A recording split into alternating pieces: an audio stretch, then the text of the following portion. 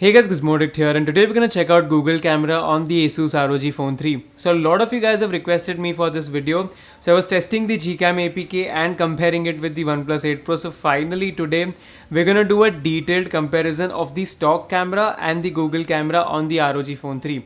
The surprising part is that I've gotten a very compatible APK for this phone. So apart from the primary sensor, it also works with the wide angle lens and it also works with the macro lens. And the best part, you can also take photos with the 64 megapixel resolution.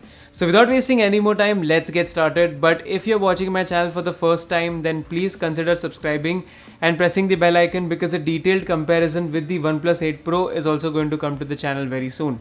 And do also check out our channel sponsor GlazedInc.com, because they finally have the tempered glass for the ROG Phone 3 and they're gonna have a couple of cases for this phone very soon. So if you're planning to buy the ROG 3 or any other phone, do check out their website. They've got some amazing products and you can use the promo code GIZMO to avail 10% discount on your complete order. Now let's get started with this video. So first let's take a look at photos from the primary sensor and let's compare stock camera and Google camera. So on the left hand side you have photos taken from the stock cam, and on the right hand side you've got the GCam photos. And when we talk about photos taken in daylight, I'm not happy with how the HDR works in the stock app. As you can see, for some reason the colors are altered quite a bit and it's far from the natural output. Google camera has the more natural colors. The colors on the stock app for some reason look very cartoonish, and sometimes they look like they are out from a painting. They don't look very nice, especially if you see the color of this building, and in some photos the colors are a little bit blown out as well.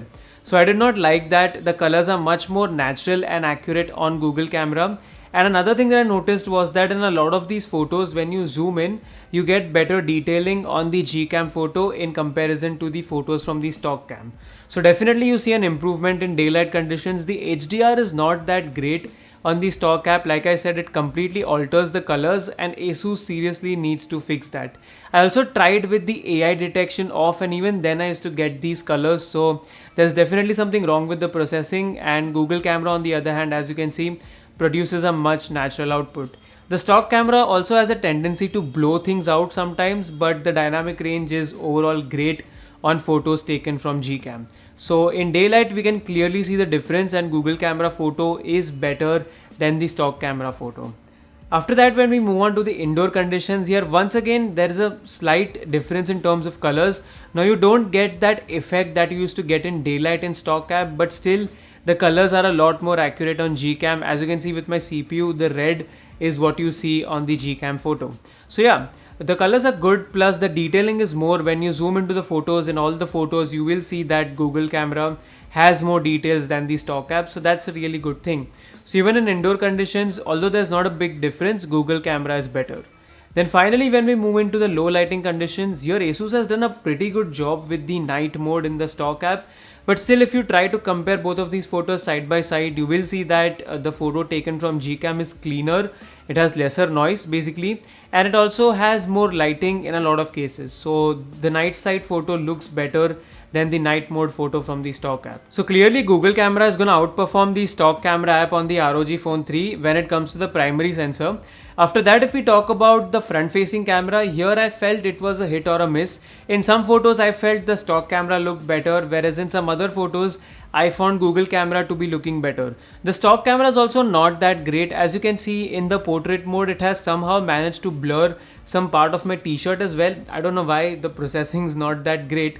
So you guys let me know, which photo did you like better? Did you like the photo from the stock app, or did you like the selfie from the GCam? Honestly, I think in some cases stock camera did better, and in some other cases Google camera did better. So I want to know what you guys think. Let me know your thoughts in the comments.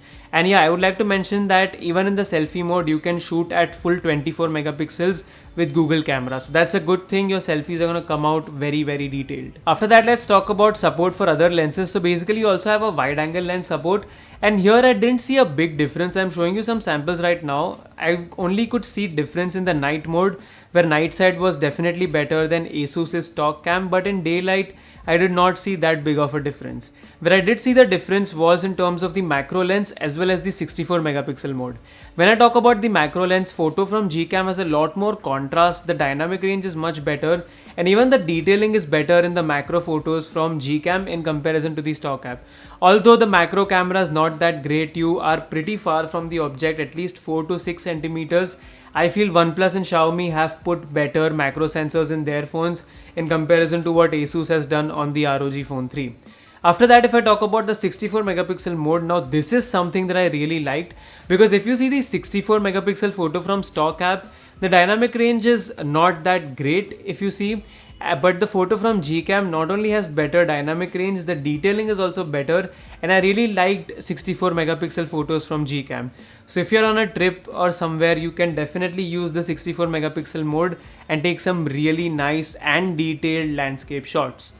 So yeah, this is how Google Camera works on the Asus ROG Phone 3. As you can see, there is quite a difference when it comes to the primary sensor, the macro lens and the 64 megapixel mode. Selfies and wide angle lens, not a big difference, it's on personal preference. If I come to the installation process of the Google Camera app, it's very easy. I'm going to link the APK down below in the description box. So go and download that, and you just have to install it, and once you install it, everything's going to start working properly. You don't have to use any config files. You don't really have to change any settings. Just enable the HDR plus enhanced mode and you're good to go. That's how Google Camera works on the Asus ROG Phone 3. So if you're planning to buy this phone, you can install Google Camera on it and improve the camera performance further. Honestly, I don't think Asus has half-assed the camera performance this time. In spite of being a gaming oriented phone, the camera performance is more than enough for a lot of users, and I don't think people are going to complain about the cameras on the ROG Phone 3. I will be bringing a detailed camera comparison with the OnePlus 8 Pro very soon, so if you guys don't want to miss out on that, subscribe and press the bell icon. As of now, this was my ROG Phone 3 Google Camera video. I hope you guys enjoyed watching it. I know I'm not very regular on the English channel, but slowly that's gonna change and you're gonna see a lot more content here. If you enjoyed watching the video, please like it. For some reason, if you did not like the video, then press the dislike button twice. And if you're new here, then don't forget to subscribe. That's it for now. Thanks for watching, and I'm gonna be back in our notifications very soon. Thank you, stay home and stay safe.